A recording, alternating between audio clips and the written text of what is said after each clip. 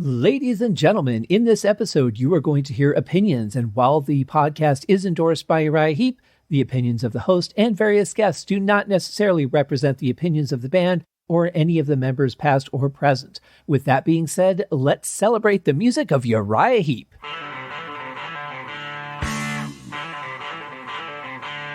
Welcome to Uriah Heep, the Magician's Podcast. I'll be covering every studio song the band has recorded and every bonus track that I can find.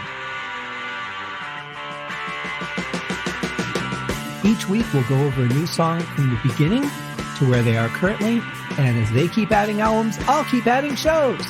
Let the deep dive party begin. In the magic garden, some were singing, some were dancing. Hello and welcome to Uriah Heep, the Magician's Podcast. I am your host, Scott Haskin, and we are digging into the album Innocent Victim. And we are on song number 2. This is season 11, the 11th album that the band has done. And I just want to take a moment to say thank you to Uriah Heep, to Mick Box for endorsing the show, allowing me to dig into their music and analyze the hell out of it and say everything I like and don't like, whether you like it or not. Hopefully, though, everyone's enjoying it. So this is the second song. It's, a new album, a little bit new feel because the time in music is a little weird here. We talked about that on the last couple of episodes, actually. And we're just going to dig right into our song today. And that song would be Flyin High. Now, it's interesting because, we know that Uriah Heep likes to use the apostrophe in the titles whenever possible. The first song, Keep On Riding, had an apostrophe. And this time, Flyin High has an apostrophe. And it's not over. There are more coming for this album. But first two right off the bat, it's almost kind of signature of them when they write their music that there's often something with an apostrophe in it. I don't know if that was specifically done or not from the beginning, but it's just part of their, who they are as a band, which is kind of neat. So let's get into it right now. Here is Flyin High by Uriah Heep from the album Innocent Victim.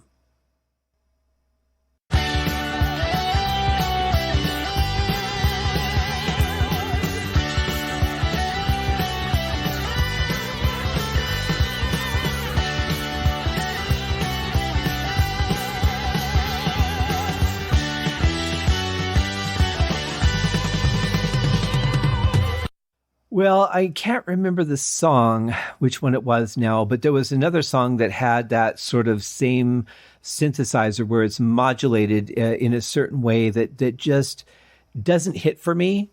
I see how it has its place, but there's just that sound is something I'm not a huge fan of. But, it's what they chose for the song. And I like the beat. I like the up-tempo-ness of it. It feels really good. It feels like we're going to hear a good story. And we're really just kind of ramping up for it. But that synth, it always reminds me, I realized this wouldn't come for a few more years because, again, this is November of 1977 when this album came out, written obviously prior to that. But it just kind of reminds me of like Saved by the Bell and that synth that they would put in there, the little licks when they were, going in between segments or whenever Zach was about to do something. For some reason, and maybe that's why I don't like it, is because it relates to that for me personally. But I mean, it's not bad. It wasn't an uncommon sound, just what they chose to use.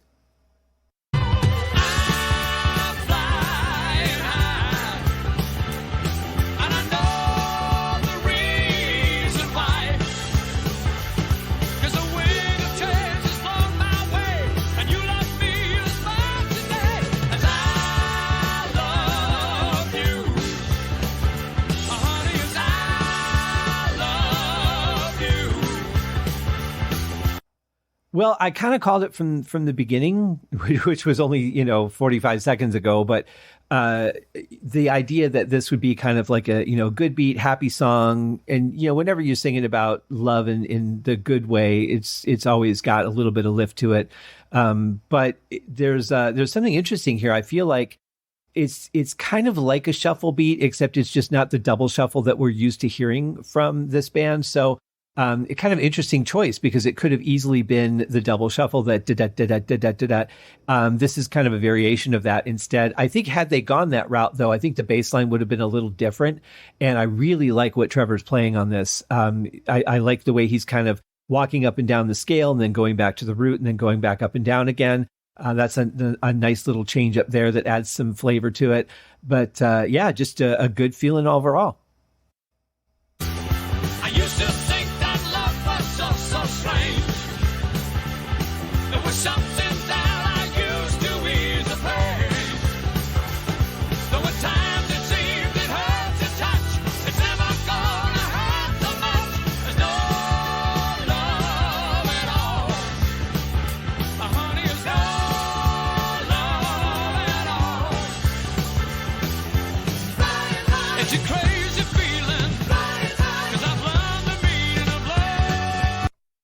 Okay, that was a really nice, unexpected change, wasn't it? Vocals sound really strong. But yeah, I did not expect that it would have gone in that direction. It really changed the feel of the song altogether. Love what Lee Kerslake was playing during that. Love the vocals. But even before that, just the combination of, organ, the way that it's not being overplayed, just really feels good for all this. And I'm really enjoying the song.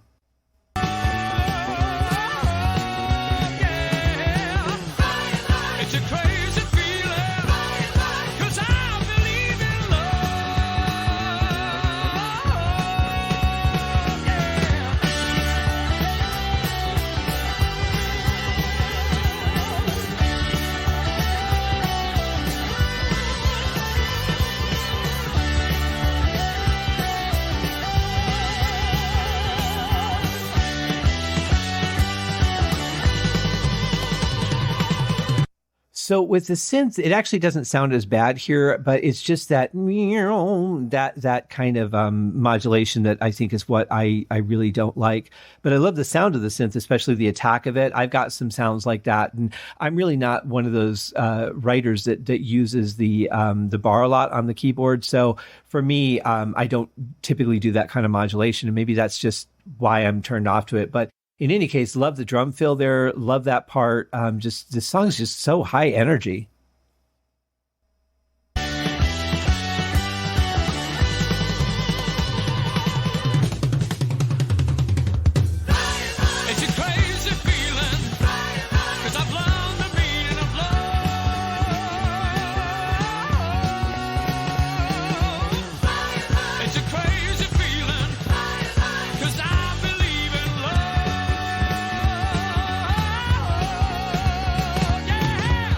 Those are really nice fills right there. It's sort of a what's called a flam, which is where you start moving the two sticks at the same time, but one of them hits right before the other one, and you kind of get almost like a doubling effect. And I really like that for this. I think he's really at least playing on top of his game on this song.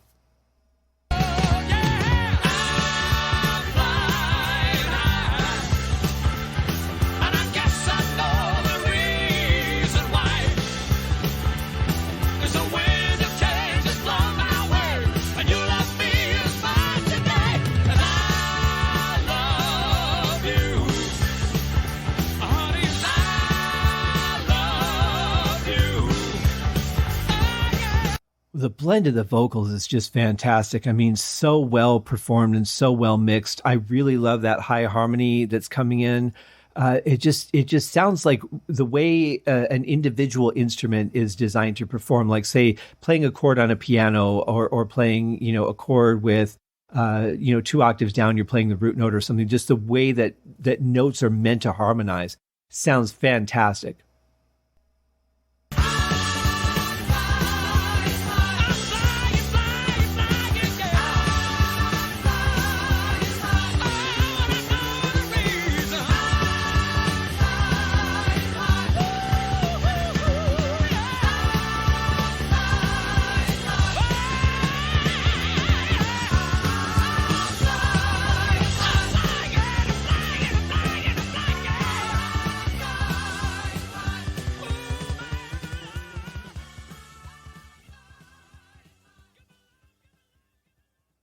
Normally I would have been okay with this song fading out, but that bass drum change, that fill there that Lee played, that kind of makes me intrigued and want to know what happened next. The reason that I would have been okay with the song just fading out was because it's pretty much just repetitive at this point. There's not really any changes going on. like we're accustomed to them. This is pretty much straightforward. So, if there's not going to be anything additional to hear or a variety or variance of anything, then, let the song fade out and you're good. But with that fill, I'm like, man, what else did he play? Because that was really unexpected and cool. I expected another, fill going across the snare and toms, but that was actually really surprising. So great job on that. But good high energy song, feels good. It's just one of those things that, just makes you smile, but another great song from Uriah Heep. So we continue on with our streak of songs that I have enjoyed from day one. We haven't had a bad one yet. We've had ones that I've liked more than others for sure, but certainly justifiably, for my personal taste, which, whether I like something and you don't, or whether you like something and I don't, there's nothing wrong with that. We all have our opinions. We all have our feelings. They're all based on songs that we've heard, our lives, what our opinions are, and that's all based on everything that we've experienced in life. So just enjoy what you enjoy. That's what it's all about. Have a great day, guys. Have a great weekend. We'll see you next week. Thank you for joining me on this episode of Uriah Heep, the Magicians Podcast. If you have enjoyed this show, please consider going over to Apple Podcasts or your favorite podcast outlet, leaving a rating or a review. Be sure to subscribe to make sure that you are notified when new episodes are available. Please be sure to share this podcast with your fellow Uriah Heep enthusiasts and anyone who you think would like Uriah Heep, which should be everyone. And if you are so inclined, please feel free to contribute to the Patreon account. And if you are not a Patreon subscriber, you can also pay through the PayPal link on the website listed in the show links below. I would also like to thank Uriah Heep for their very generous support of the show, and thank you guys for listening. We'll see you in the next episode. Happy days!